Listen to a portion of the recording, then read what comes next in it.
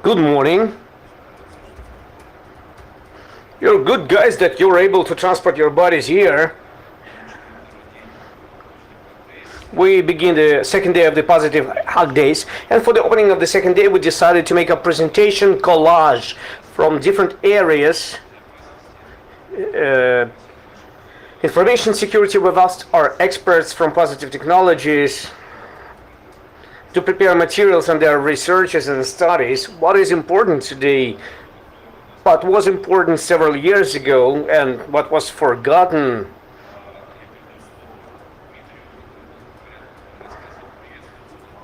Questions are welcomed.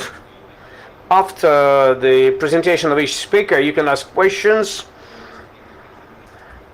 We even have prizes for the most active one.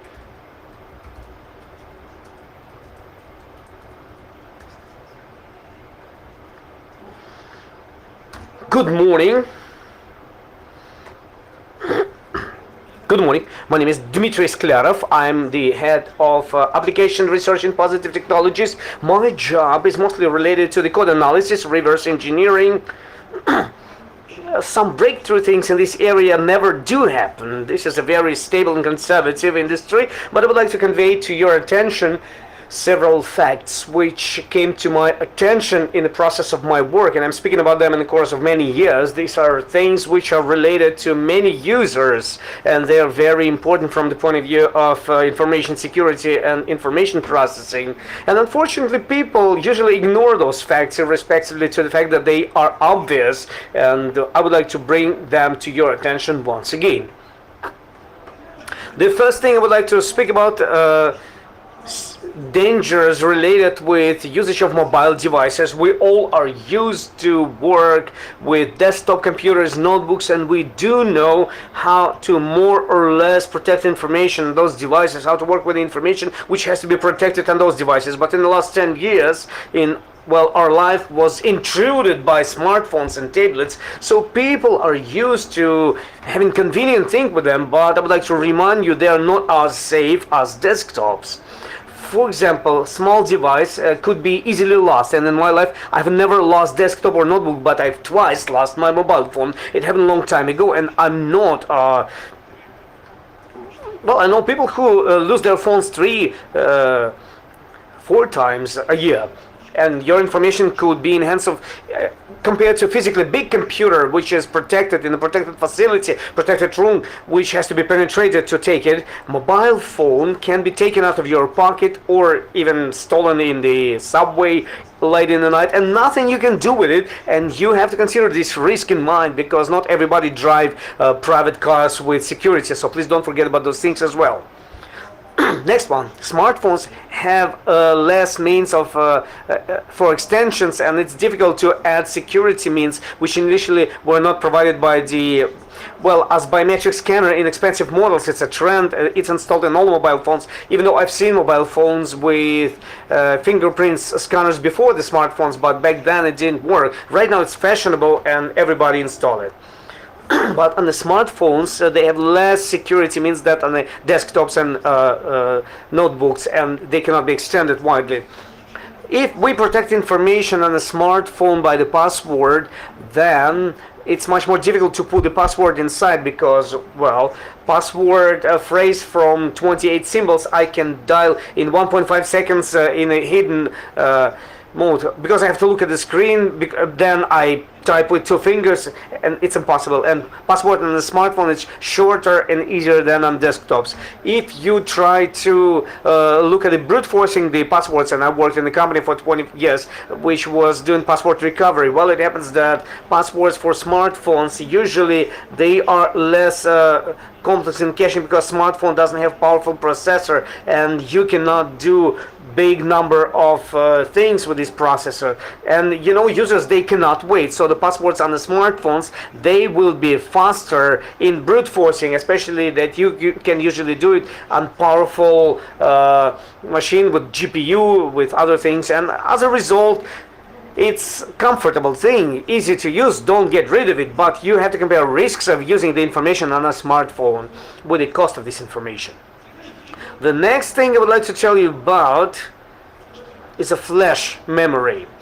Well, it came to our life more than 10 years ago. Right now, every second small computer does have flash memory storage. I'm not speaking about smartphones. And irrespectively to the fact that manufacturers and technological companies, they have tried to do it in such a way so we wouldn't notice this transition, so it would be comfortable and useful. But the technology is not as other carriers.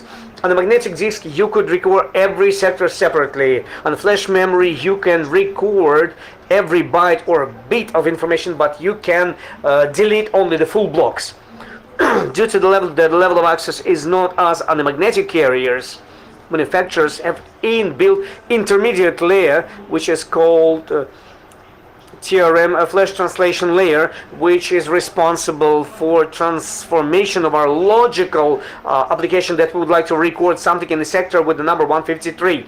And then when it's going to be recorded, well, this flash translation layer decides it. But the biggest problem is not that it will record or not, but we cannot delete warranted information. For the magnetic fields, they've developed standards in all biggest countries which gave very high reliability to the deletion of information procedures.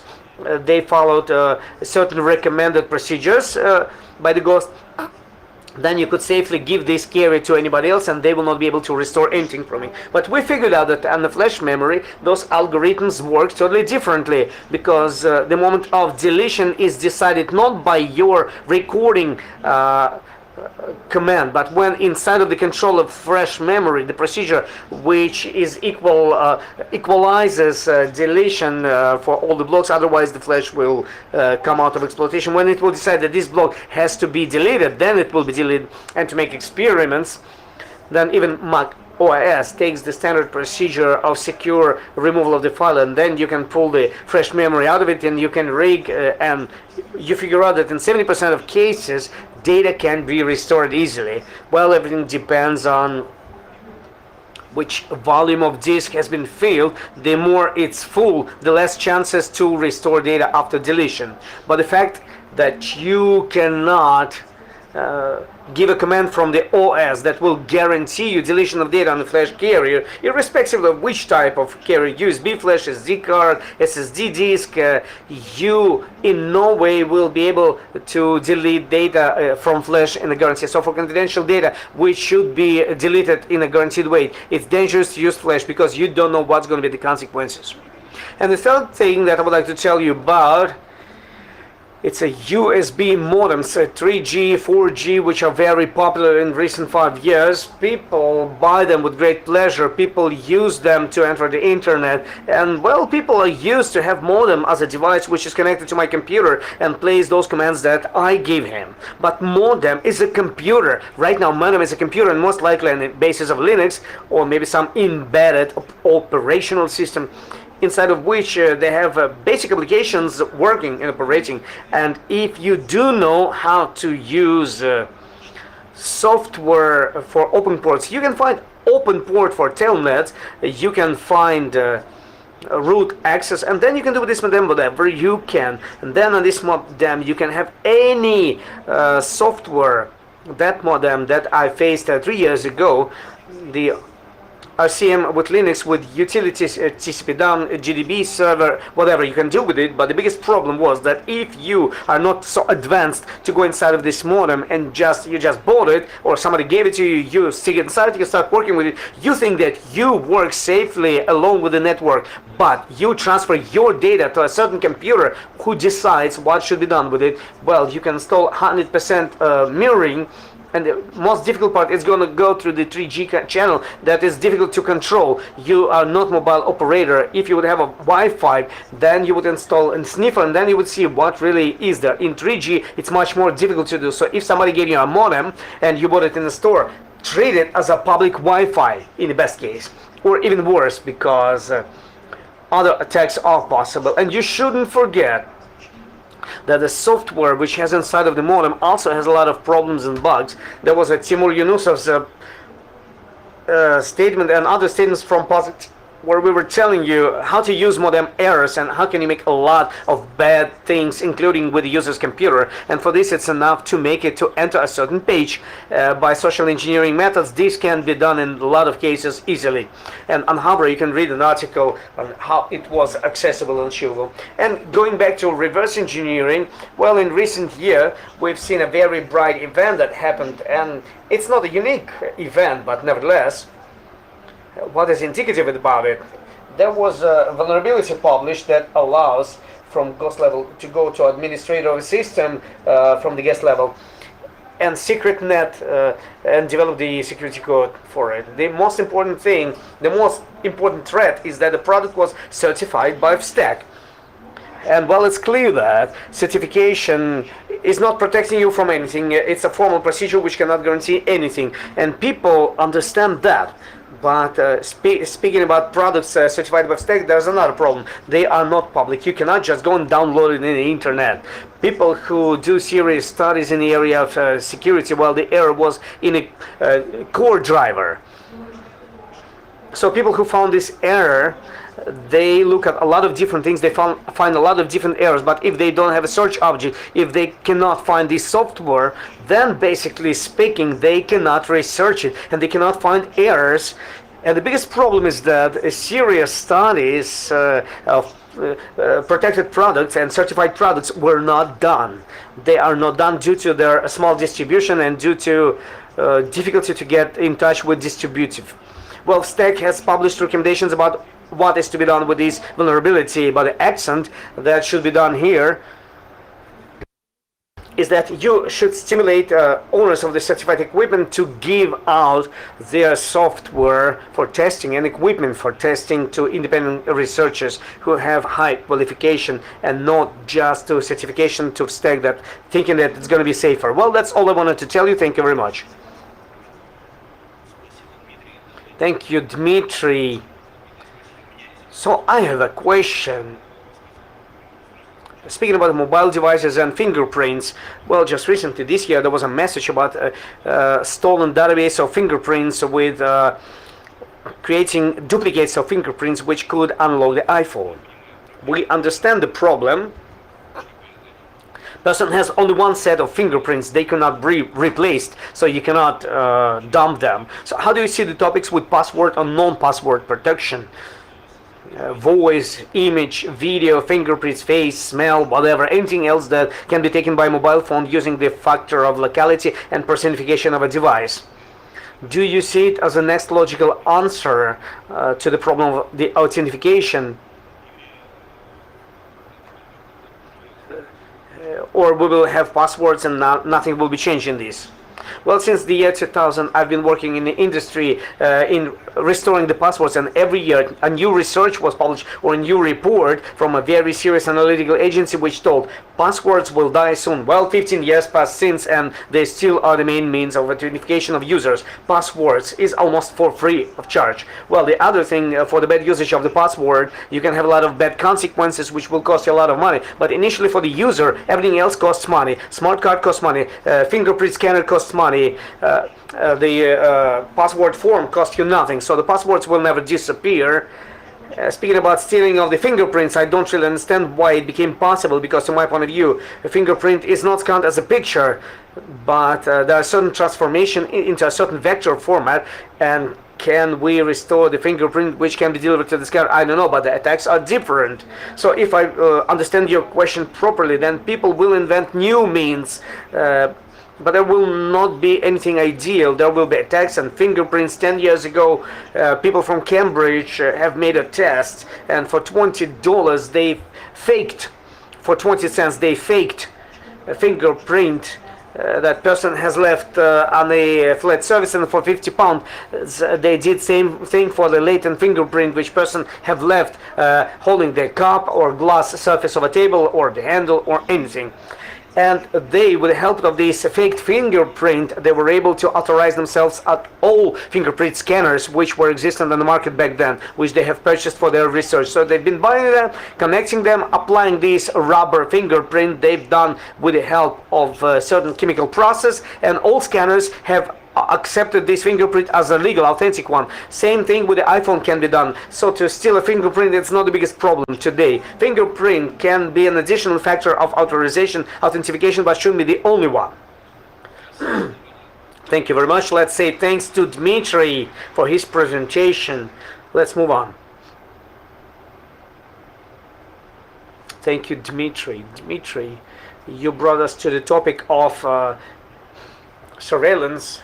My name is also Dmitry Kurbatov, Positive Technologies. I'm involved in providing security to telecommunications, and technologies that we use. And today I'm going to tell you about some recent trends, attacks in recent year and a half, and maybe a few words about our statistical information, recommendations, etc. Well, on the timeline you can see, as we call it, the newest history of telecom attacks. In telecommunications, well, you hear I mean mobile phones, and in its recent history of mobile phones or phones in general, they were available since 1970s. They had OKS7 or SS7 network, which gave the beginning to the modern telephony. Then in 90s and 2000s, there was a growth of mobile telecommunication, 1G, 2G, 3G technologies, which we currently use, I mean GSM 3G. And a surprising thing is that in year 2007, 8, 9, they started exploring topics about the security of those protocols and technologies, and for the first time it was related to radio interfaces. Back then there were presentations of different guys about how GSM can be broken and how can you restore the keys for it. So with this topic of breaking and listening the radio broadcasting and encoding, in the background we had a topic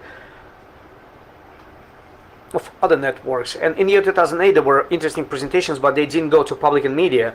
So technical geeks, they did read them, but considering the fact that all the publications were theoretical without any demonstrations or anything, well, journalists were not interested in it. So 2 years ago, in the year 2014, there was a new boom when on a small number of technical conferences they were telling about unsafe CTS7 in particular. And then the most important thing have started. My colleagues from Germany, researchers all over the world actually, they've been traveling to PHDays conferences, to other conferences, they've been telling us about those things, but the only one thing was needed, that the topic should be picked up by journalists, and at first it was done by journalists from Australia. And in August 2015, for 20 minutes they gave a topic about how, using the availability of signal networks, you can follow the location of the user, you can listen to his voice, catch his SMS messages, and this guy for 20 minutes was telling about this old topic, about vulnerability of networks which are 30 years old. And he did it in a very interesting way, so interesting that afterwards this spying topic to these networks and city captures and other things were published by Bloomberg. This article, please search for it and read it. It's a big journalistic work that was done. They've been speaking about interesting case when in the 1990s a small fraudster was caught by using the proof collected by MC Catcher. And this is non-certified equipment, and Department of Police of some New York state was not able to legally use it to catch him. So the fraudster, when he was caught, he had many years, because it's a financial fraud in the United States. You can get many years for that. So he got 10 to 15 years.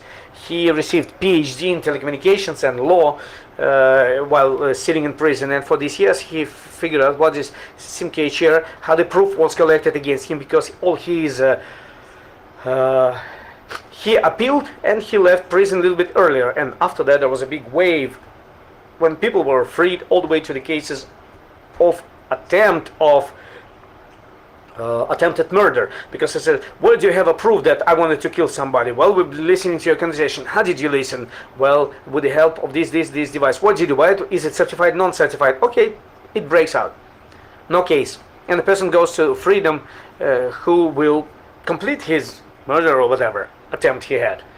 And then about a month or 2 months ago, American company CBS republished a story from their Australian It's also called 60 Minutes program, but they have extended this topic. They've told us about vulnerability SS7, which allows you to track, to see, to listen. They have added this information about the fact that in any smartphone, Wi-Fi switched on, it's a threat immediately. And some guys from America have showed to a journalist how her WhatsApp can be cut, mail, Facebook, or anything, and they did it in such a way. So they brought us to the topic: you shouldn't try to appeal to the attention of telecom operators. You should appeal to you, people, regular people, how this can influence you. And then we decided to try. There was a news about breaking into Telegram, and we decided to look: is it easy to compromise in social networks accounts and WhatsApp? Well, it's not difficult. We figured it out. The means of authentication and the password. Mobile phone as login and the password is sent as a secret key by SMS. So what we've done, knowing the through the SMS vulnerability SS7, we cache the SMS and we receive access to his Telegram account. Same with the WhatsApp and other social networks. And this topic was published everywhere. It was cut by media publications, was actively published. And what do we have in the results? When we've been walking around and knocking to operators, they've been ignoring that. And right now, we do see that we have to say that everything that you use today, this or that way, mobile internet, social networks, messengers, online banking, and SMS banking, even the IoT, it's built on the basis of technologies from 2000s, which were built on the basis of CT7, which were designed in 70s. And back then it was a closed ecosystem. And then 2000s, mobile operators. And then, like in regular internet, access to the signal network can be purchased for $4,000 in Southern America, and that's it. And for the intruder, it's a possibility to survey you, to collect your data, which information we have collected in recent year and a half. Loud cases of surveillance, like Telegram, listening to politicians. 1 year ago it was Merkel, then this year Silvio Berlusconi was surveyed. It was not a voice catching about SS7, but it's much simpler because there are other vulnerabilities. A person located in Southern America can listen to a person in Germany, Taiwan, or any other places. He shouldn't follow him directly, in fact, his mobile phone, or listen his radio broadcasting through the encoding, because you can be easily cut. But you can act from the territory of one country. You can listen to a person located in another country. So due to this high attention to this topic, we started being invited to various telecom operators to do so-called defense SS7 defense audit. And it's like pen test, but for telecom networks. And right now our statistics tells us, well, it's a bad statistic. Every mobile network is vulnerable, our data is threatened, and hackers have possibilities to enrich themselves because of that, and attacks against infrastructures also possible. We have collected this information. This is our sample. Operators who invited us, these were big operators with a database, well, there were small ones down to 10 million users, and big ones 40, 60, 70 million people in a user base,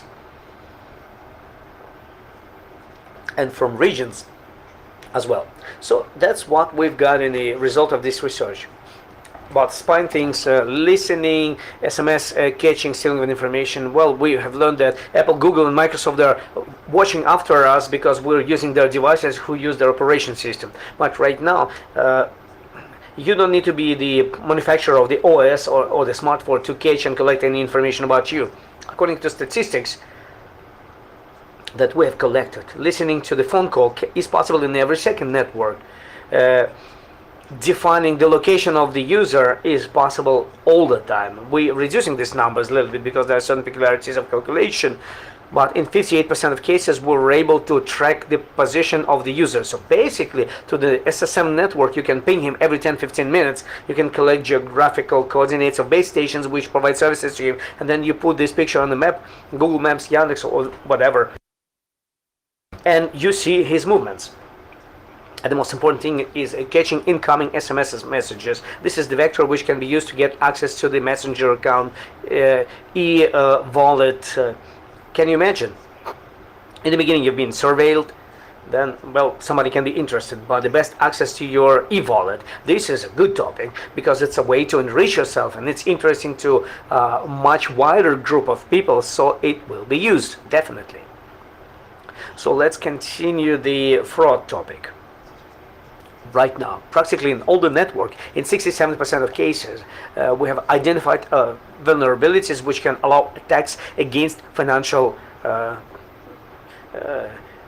vulnerabilities. The first thing, if on the name on behalf of legal user, you can send SMS messages, and the fraudster can catch return SMS messages. So this is the scheme that can be realized. When the mobile commerce was started developing for the first time, they've been advertising the fact that users should pay by credit card connected to the mobile phone or mobile applications. But after market was saturated and all the physical entities were involved in it, large players came to the situation that, okay, everybody have credit cards, they are connected to their mobile phones and they use it. How can we now take some more money from those people who don't have a lot of money and they don't have smartphones and they have old button smartphones, and they had those micro payments by SSD, SMS messages, short messages, short number messages, because every old Nokia and Motorola can be used for that. And about 6 months ago, I've been reading that AliExpress, everybody knows about the store. Very often when they come to a new market and country, a third world country, they make partnership agreements with the mobile operator in that territory, so people could pay for the product, say in AliExpress, by sending messages to short numbers. And 3-5%, very small commission, considering that average ticket in AliExpress is like 350 rubles, because a lot of cheap stuff is sold there. So this is the amount of the money that you have on your mobile phone. So the client database is extended even wider and bigger. And there's another thing, is e-wallets. In our country, it's a common thing, all these terminals where you can pay for utilities and penalties. Well, I had this e-wallet, I had to pay some penalty for wrong parking or something like that. When my car was evacuated, so you put into the terminal 3,000 rubles, 500 rubles should be given to you as a change. They don't give you the change. They say, well, give your mobile phone and I will put this 500 rubles to your mobile phone. And that's how I received this e-wallet system. And by the way, to register and to enter through this interface, I had to put my mobile phone, I forget a password, so ask them to send me SMS with the code to restore it. Consider the fact that fraudster can, on my behalf, send SMS messages and receive them on my behalf, and he can receive access to this mobile phone e-wallet. And you understand, there are millions of those e-wallets. For example, some people can store big amounts of money on those e-wallets and they can be stolen. So the damage is very high. Damage could be high. And vulnerable networks to this vector of attack, they show us that even SMS banking system in our country, we have a popular bank which connects. Just think about SMS banking system.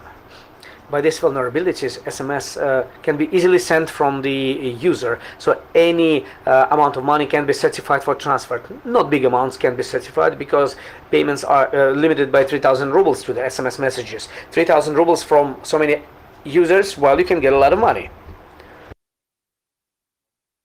It's not nice when you cannot send a message to somebody or call somebody, but can you consider the gigantic IoT structure using 3G communications, and if all these networks at a certain moment of time will be extinguished, sensors, pumps and other things will become unavailable, and this can cause very serious accident and maybe some technogenic consequences which will not be really nice. And as a recommendation, well, to operators of telecom operators, we give technical recommendations to after our audits, and to people not to rely on safe conversations through mobile phones.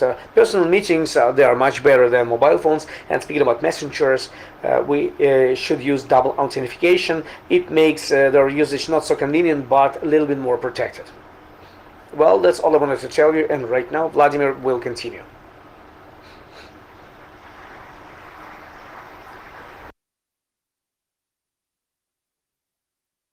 Good morning. We're going to tell you about some attack vectors we often forget about, which could be successfully realized and can lead to a very big damage. Many people know number 146%. However, FBI have doubled this number, and they say that attacks with compromising corporate emails, they've grown by 270%, so by 2.7 times. And average damage from one attack is between from 25 to 75,000 US dollars per victim. And there are cases when they enter up to $5 million. They steal up to $5 million. And we did face a situation of an attempt of this attack, but we were lucky. I've been speaking at the event from the IB group about fraud. I've been making a presentation. I was in London week before that. I've told them that this happens, and same day when I was speaking, or the day before that, we received a similar phishing attempt when, on behalf of the director of a company to London office, we received a letter. And how much money do we have on the account? Director says, well, send me the money.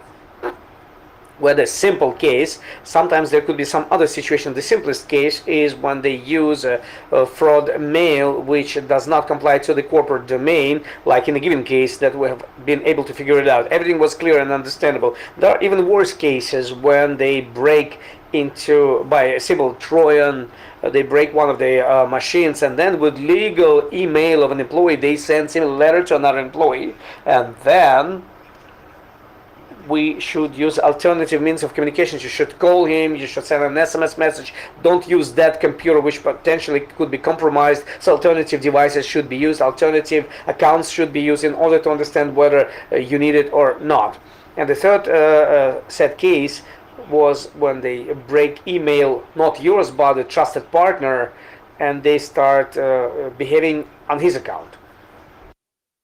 Let's go back to our case. London office IP address of the provider, also in the United Kingdom, and we decided to play in this game and to understand what do they really want from us. So the person have replied that we have $135,000 in our account to transfer money. He needs the following banking requisites. And that's how we started to play with this person. He continued the game. He sent the bank. He wanted this money to be sent. It's a Hungary, and we don't have serious business in that particular country.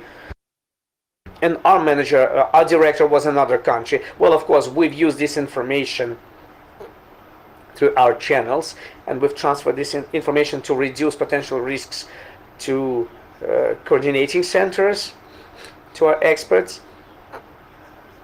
And then we decided to extend some time to make a decision on what is to be done afterwards. How we've been pulling time? We said that yes, we do have a problem because we had some special payments that are to be made, and we've been pulling time by several days. During those days, we've been collecting additional information. We've been thinking what should be done with that afterwards, and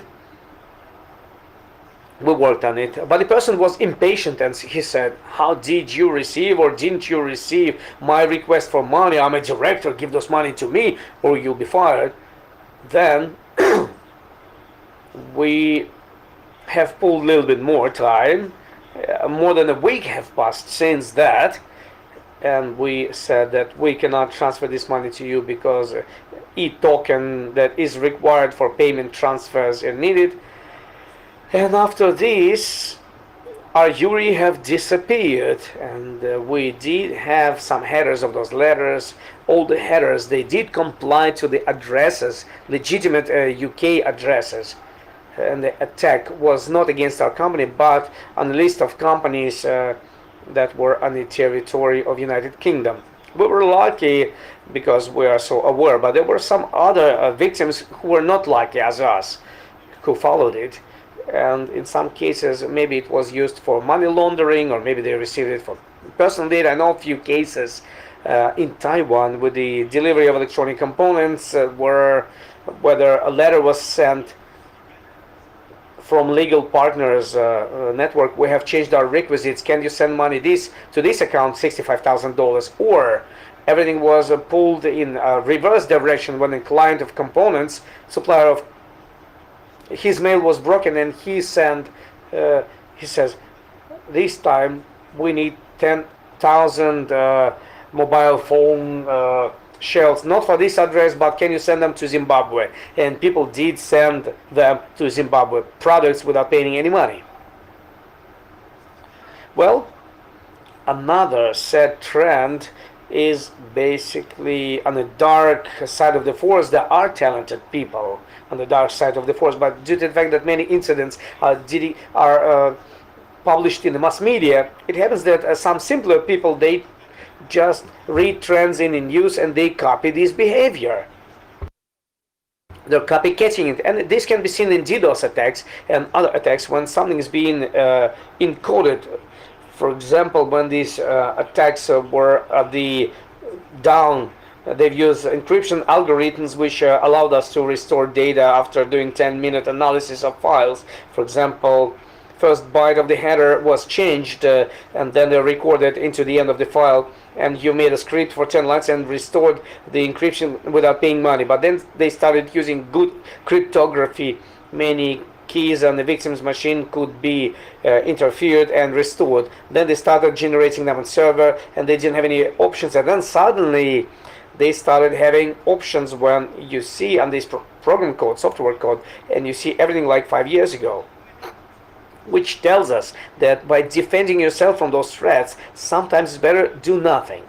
In other case, you receive a letter, can you pay us 30 bitcoins, and you have a DDoS attack. And at the same time, if you clearly understand where it comes from, with a probability of 70 to 80% in 10 minutes, it will end, because people don't have enough money to rent DDoS service.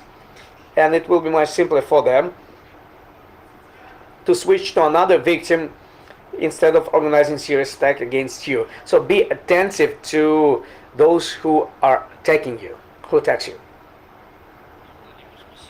Vladimir, thank you very much. Do you have any questions? There are no questions. Everybody feel threatened and fearful. I think $5 to $10. I didn't hear the question because it's not asked in the microphone. Well, I'm speaking from the other side. I'm speaking not from the attack side, but I'm speaking about ratio on how many letters people have received, how many attacks did happen for 10 minutes or 30 minutes, and how many were the repetitive attacks. Because we're coming from the practical side, how it was, and not from the side how this could be done. I don't hear the question. Our advice: if a serious group is against you, like was with the Bitcoin before they went to prison, there's a chance that it will be cheaper to wait, because for this hour, if you have not prepared yourself, you will not be able to do anything. But if you will pay, you will lose money and you will not get defense. At least you will try to pull time. Just pull the time. It's a question about, in this tactics, what do you mean by waiting? Starting negotiations with the fraudster is to heat up the interest to yourself. If you don't have a plan of action, well, maybe it makes sense just to stay silent and he will fall away, or to make a plan of action, search for some assistance inside of the company. And the dialogue will be considered as a possibility to monetize, and this attack will be continued, and it will take more than an hour. So what is the option? Well, I just wanted to add to Alexei's statement. Yes, criminal, he makes an attempt. He searches for open doors. He tries many doors, and he is able to enter any door. He will not try to break into the closed door. He will look for maximum simple way of receiving money. If it didn't work in one case, he goes to another one. For you, you're not interesting to him as an object. Only your wallet is interesting to him. He doesn't care who should be broken. He doesn't care who should be broken. And if it's a mass attack, if it's a target attack, well, another tactic should be used, and there should be a mass command that is dedicated for you if it's a targeted one, and it will be serious. It will not be limited by simple DDoS. Another small comment: there's an indicator which recently worked many times when there was a mass letter distribution with one address of Bitcoin wallet. The attackers physically will not be understanding who paid to them. So it's a sign of searching for open doors, and it's not convenient for them to knock for the second time.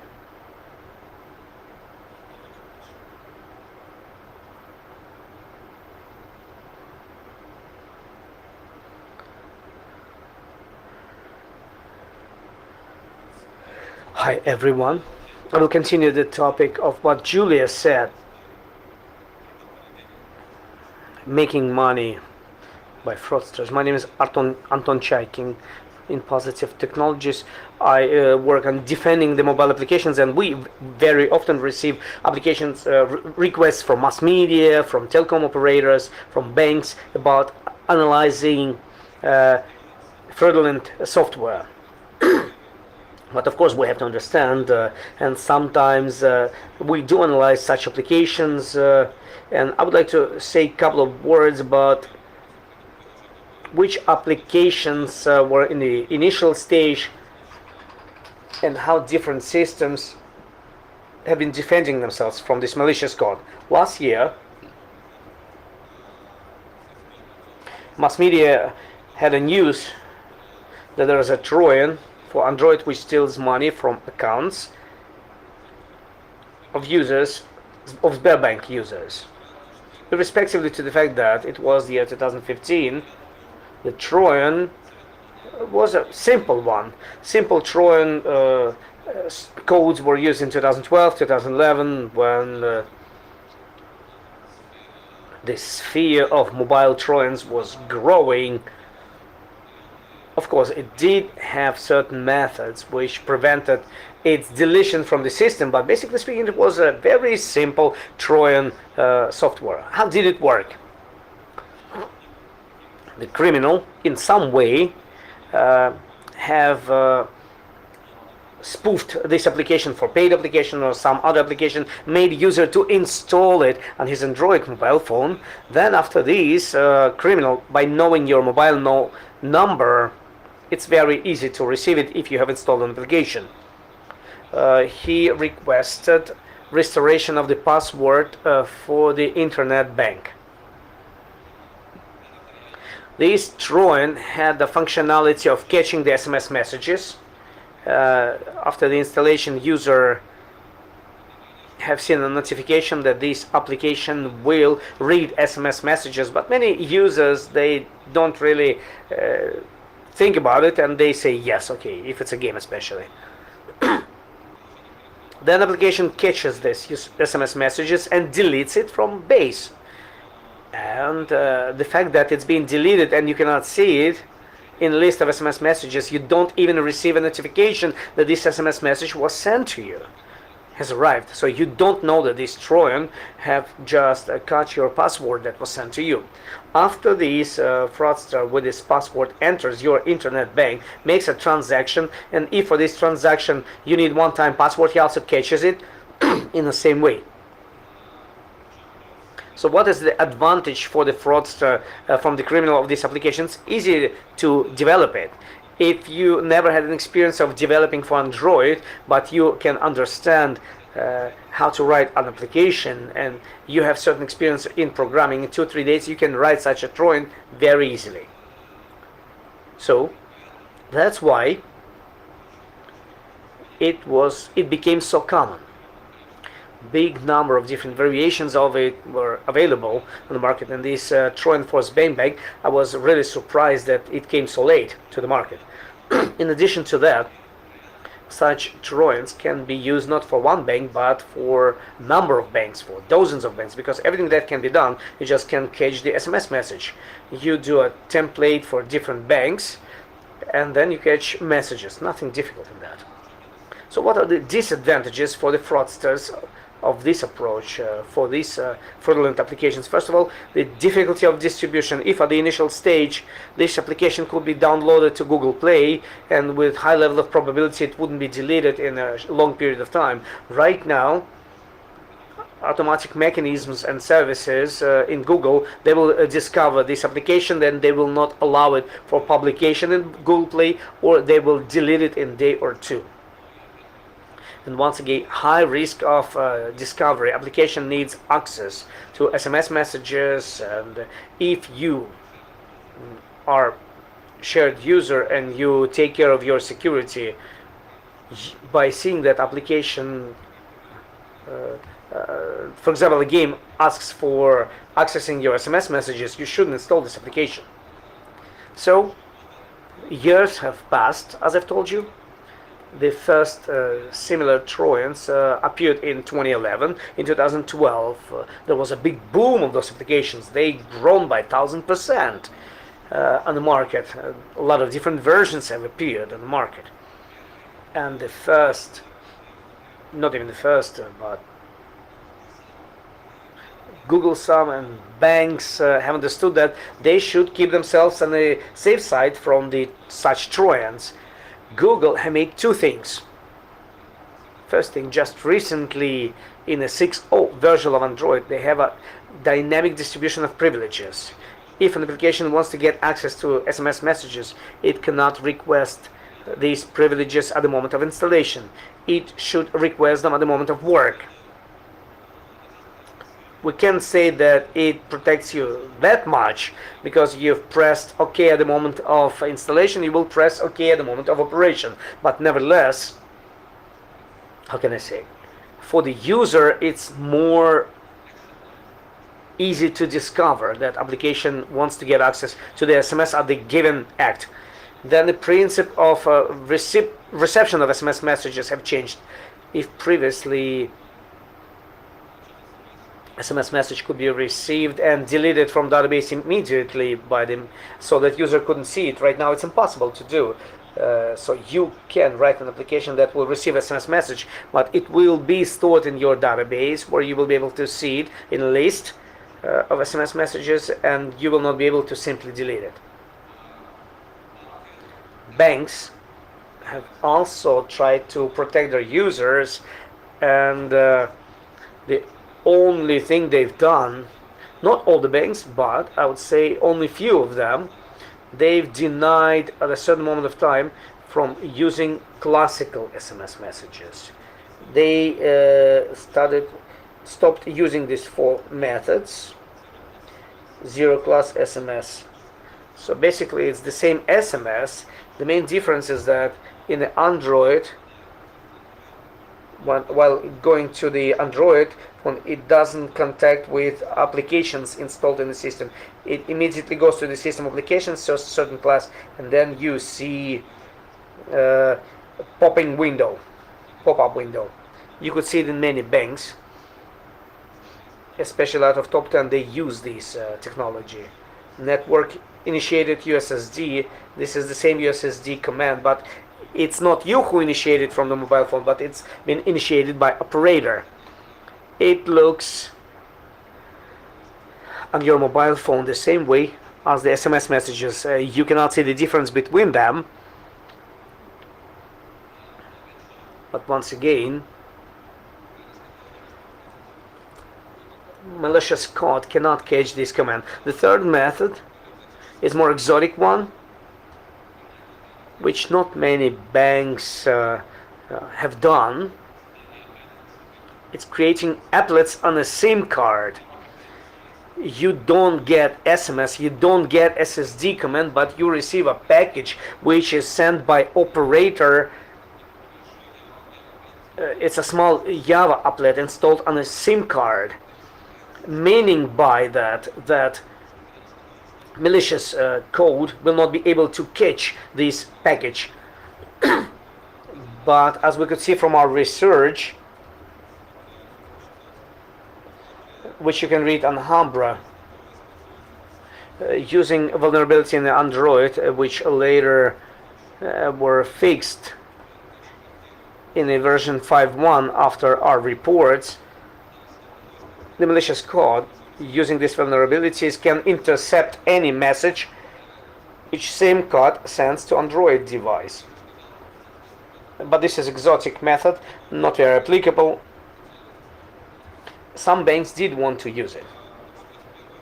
Well, these first three ways, they are universal. They can be used for mobile banks and for regular banks. There's no difference, and they look very similar. The fourth method, based on the use of Google Cloud messaging and push messages, it is used by mobile banks with mobile application which is registered on the Google Cloud messaging network, and one-time passwords or restoration passwords. It comes to this application through the Google service. In a common case,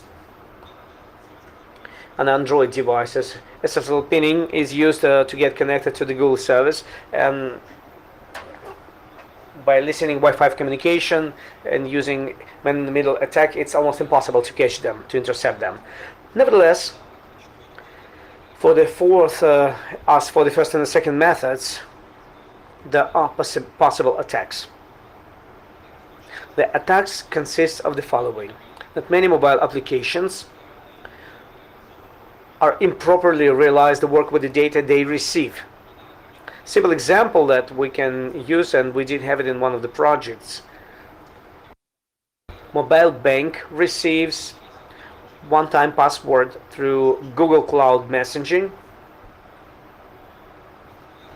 meaning that other application will not be able to see it, but at the same time, due to the fact that mobile bank application has a vulnerability in its code, this mobile bank starts sending this one-time password to all applications installed in the system.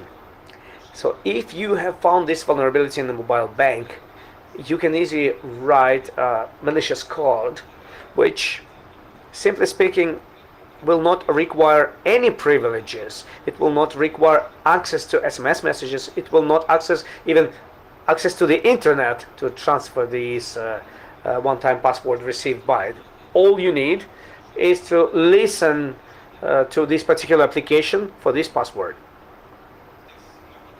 In this case, we're approaching the situation that in the future we can see a possibility of appearance of new types of mobile Trojans, banking Trojans, which are directed on listening and exploitation of vulnerabilities of mobile applications.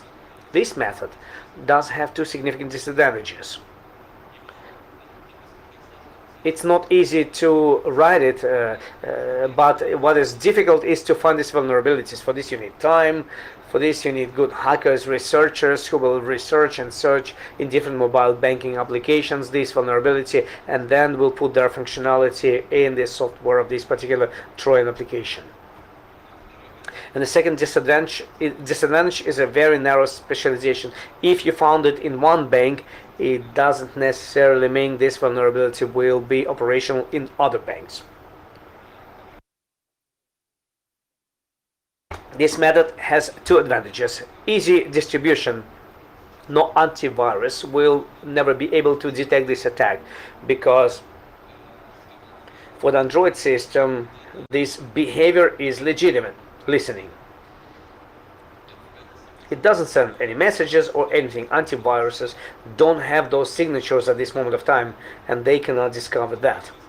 And plus a low risk of discovery. So you can write application which will not ask for any rules. And of course the user will easily trust this application because he will believe that it cannot do something because it doesn't ask for anything. Which are the mechanisms of defending yourself? How can you defend yourself from this particular?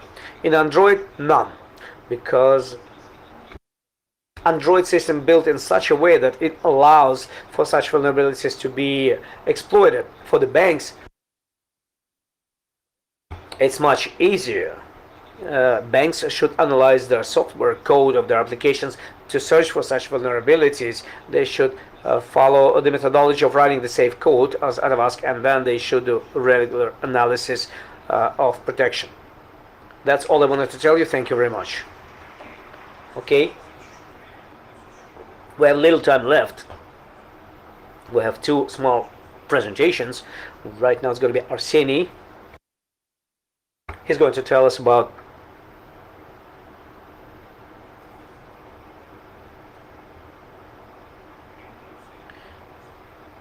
emotions in the area of malicious code. Well, where was it? Where was it? Where was it? Was it here? Okay. Hi everyone, I'm the Arseni Realtor. 3 minutes. I'm researching security of applications, and today I would like to tell you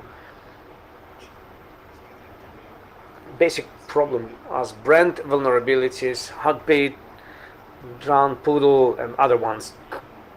Before the presentation, I have figured out that today it's 15 days since the last logo branded vulnerability, image branding. It's a picture from Twitter account of InfoSec Hype Tracker, which by accident publishes every day how many days have passed since the last publication of such vulnerability, of a certain vulnerability. Today I didn't check my Twitter, but I do hope no changes and no vulnerabilities have been published yet.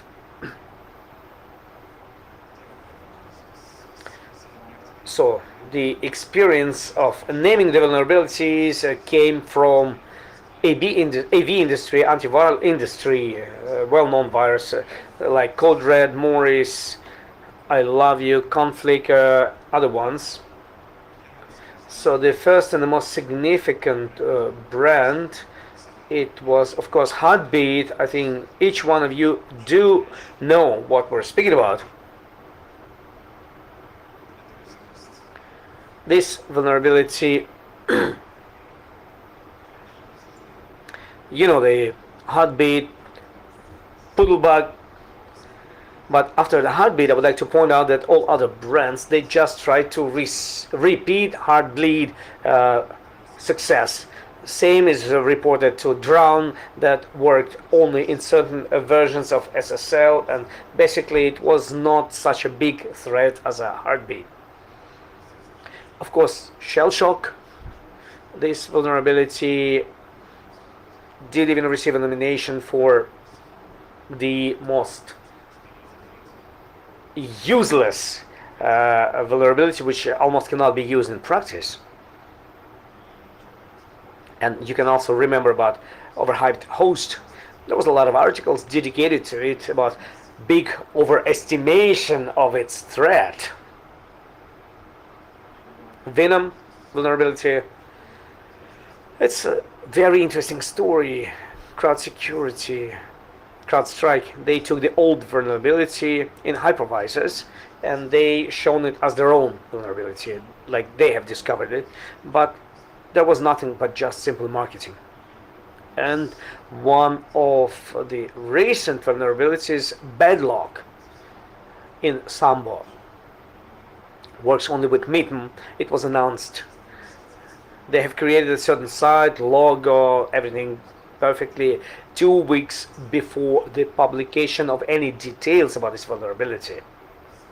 And immediately there was a party site with a Sedlock brand where the authors have expressed their misunderstanding about such hype vulnerabilities like Bedlock. What is interesting here is the fact that this vulnerability was discovered by that person who produced that code where it was found, the author of the code. And on this scheme you can see that not all logoed vulnerabilities, branded vulnerabilities, are so dangerous. On the right side you can see those which are truthfully threatening ones, and on the left side those which are in principle not so threatening. And in the middle you see the cross section. You see these three vulnerabilities that were considered to be dangerous one, but not like Heartbeat. And the last vulnerability that I've heard about 15 days ago, it's image tragic. I would call it an exception from rules because this vulnerability is really of a high threat level. It is present in a component, well, not like image magic for processing images, and this component can be used in wide cases on many sites. That's why you can say that it's almost a Heartbeat, but I wouldn't. put an equal mark between them. Everybody's waiting for the next Heartbleed, something that will get over its glory. It's a picture that was published on the 1st of April in a ZDI blog. And you can see this interesting collage from different vulnerabilities that can be used. Well, thank you very much for your attention. Thank you, Arseny. It's a very interesting selection. You understand that you have prepared these for this conference. It shows that not only researchers and developers are interested in getting attention and publicity and mass media,